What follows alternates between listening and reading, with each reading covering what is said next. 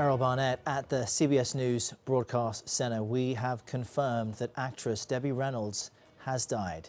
Reynolds died Wednesday after reports that she suffered a stroke. And what adds to this tragedy is that her death comes the day after her daughter Carrie Fisher passed away. Now, Reynolds was reportedly rushed to a hospital Wednesday afternoon. There were reports that at that time she was making funeral arrangements with her son at their Los Angeles home for Carrie Fisher. Carrie died Tuesday of cardiac arrest at the age of 60. Reynolds famously married singer Eddie Fisher back in 1955. The two then divorced in 1959 after his well-known affair with Elizabeth Taylor. Reynolds married two more times in 1960 and 1984. She rose to stardom in musicals Singing in the Rain and played iconic roles in Tammy and the Bachelor and the unsinkable Molly Brown. These really Hollywood classics. The latter, she earned an Oscar nomination. Debbie Reynolds was 84 years old.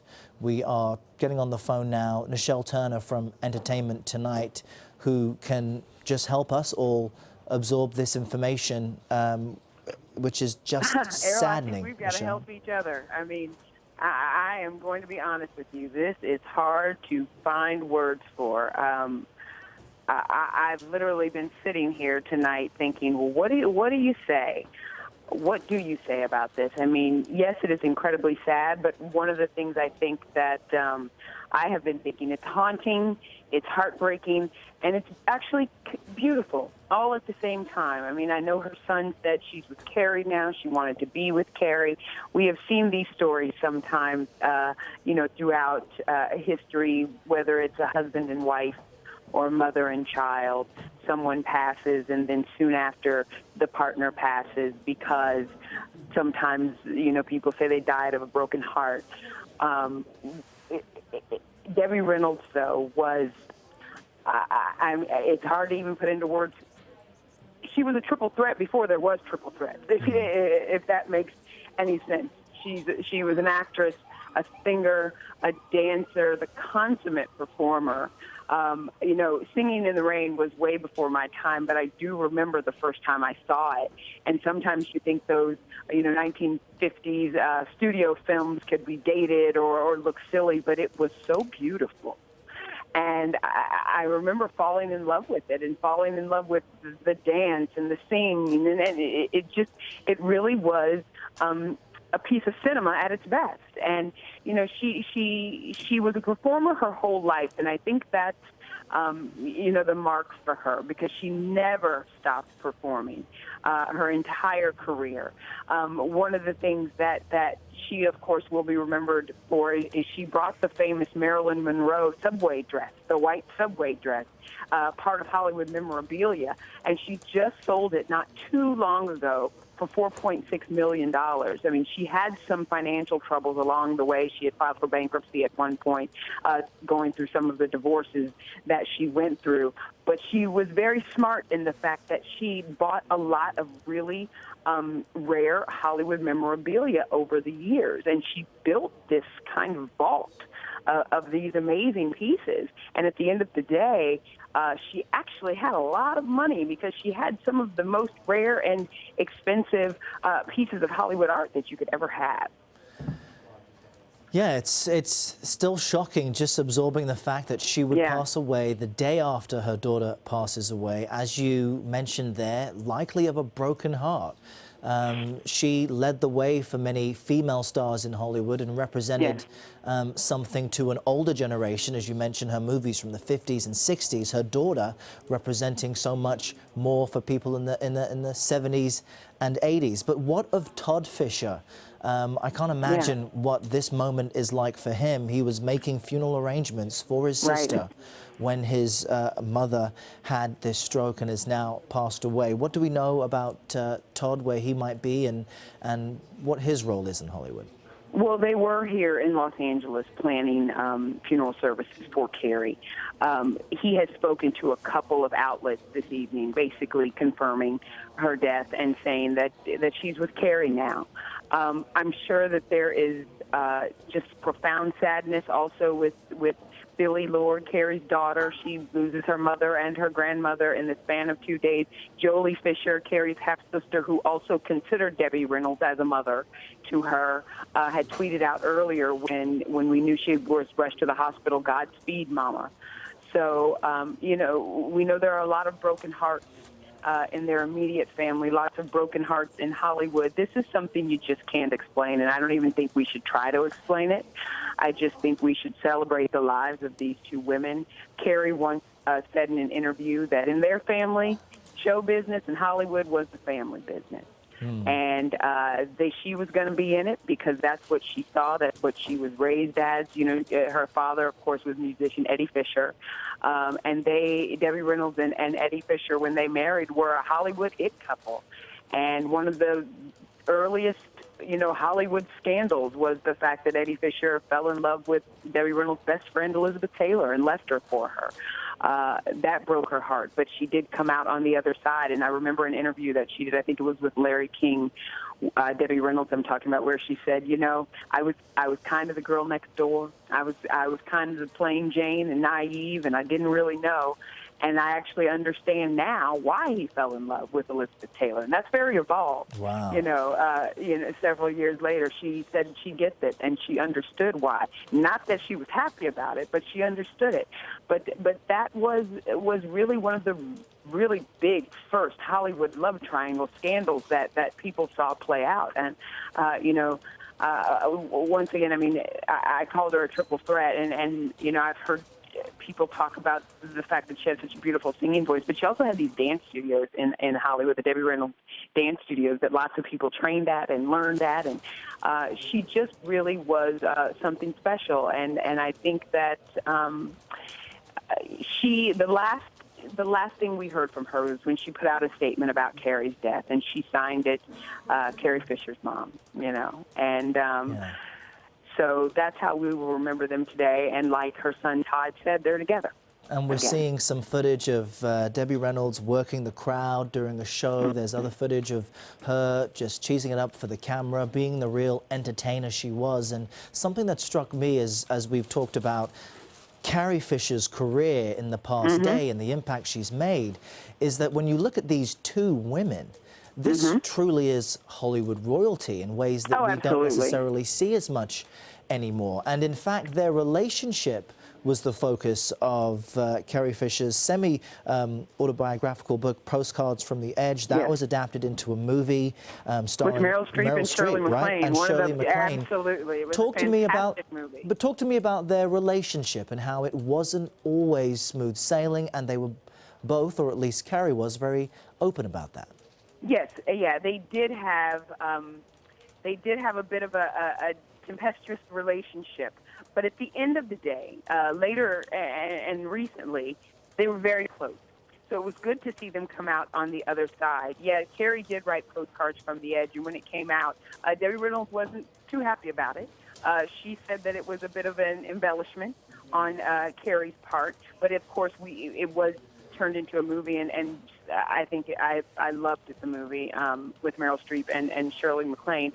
But these two, it was interesting when Carrie would talk about their relationship and some of the struggles that they had, because I think she normalized the struggles that a lot of mothers and daughters have when you're so much alike, but you're yet so different, and you love each other, but then you don't the next day. And theirs played out publicly because we knew their names.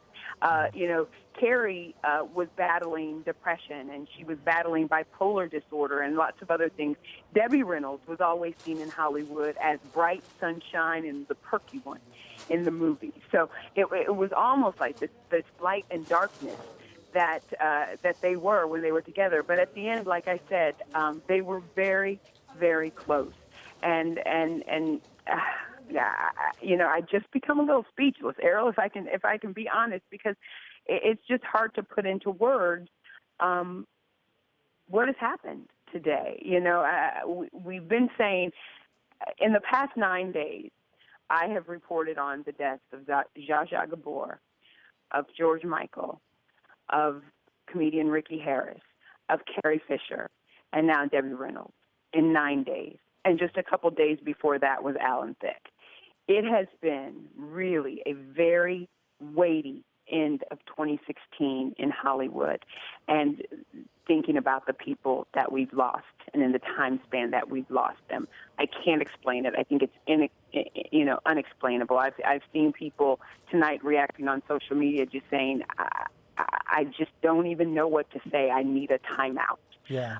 Because it's been a lot. But we do need to celebrate Debbie Reynolds. And, the good thing is Hollywood celebrated her in a big way before she left us. In 2015, the Screen Actors Guild gave her their Lifetime Achievement Award.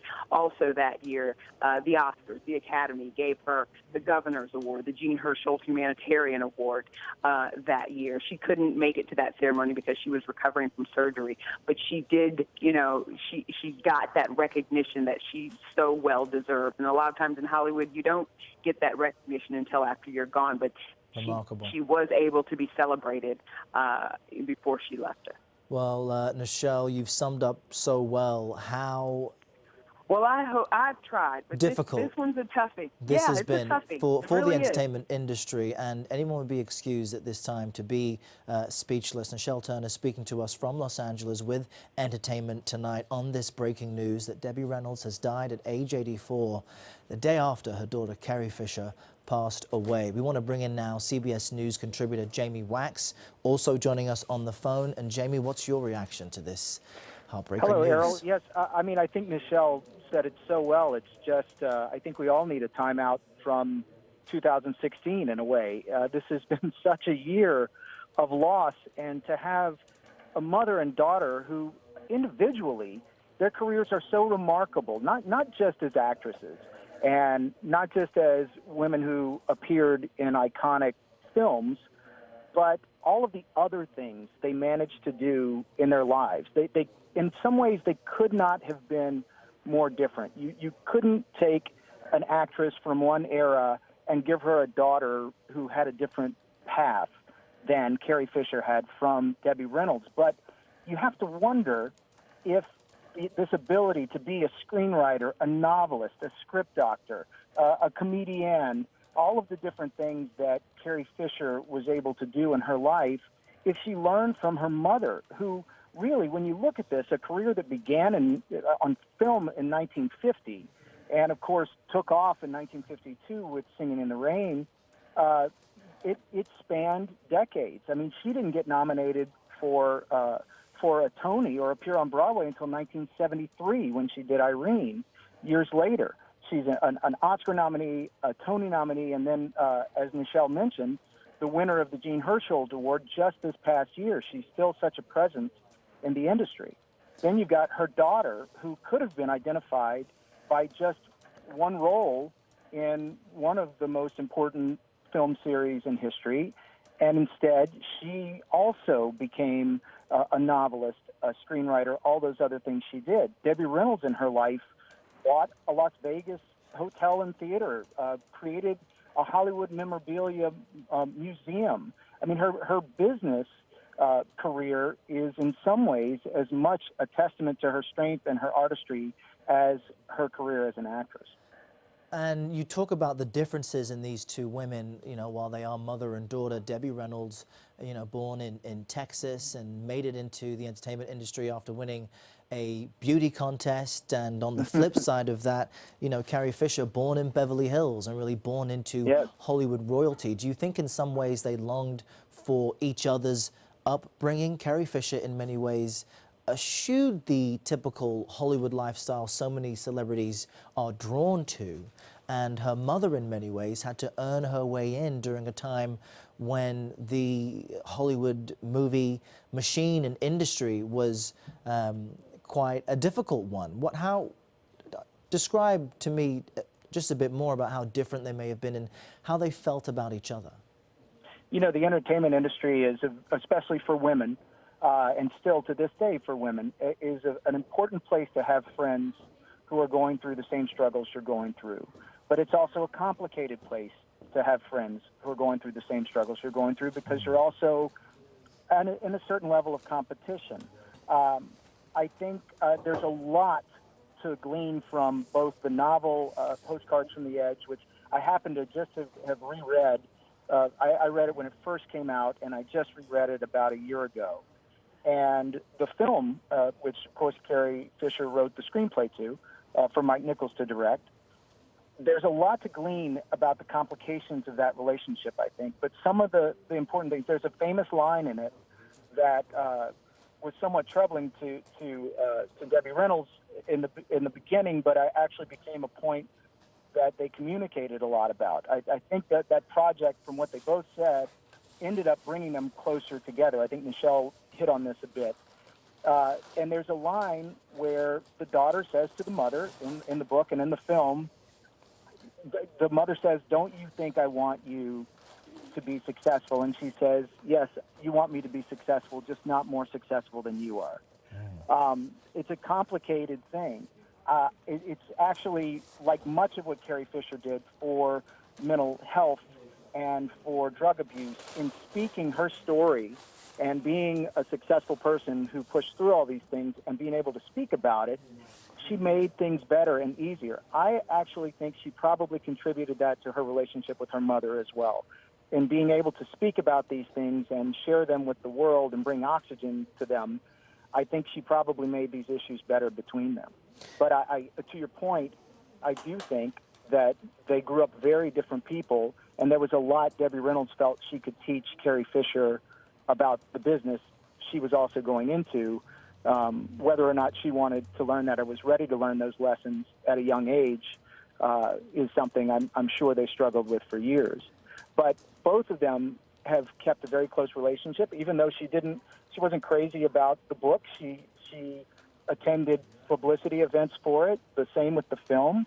Debbie Reynolds was very, very supportive of Carrie Fisher throughout her life and throughout her career, and vice versa.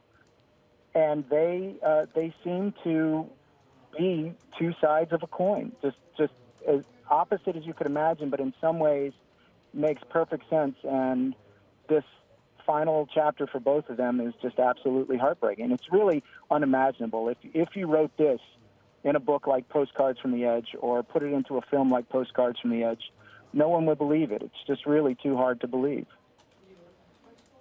Jamie Wax, CBS contributor, talking to us about the breaking news that Debbie Reynolds has died at the age of 84, the day after her daughter Carrie Fisher passed away. We will continue to get reaction from Hollywood and around the world in response to this news. Stay with CBS. We'll be right back.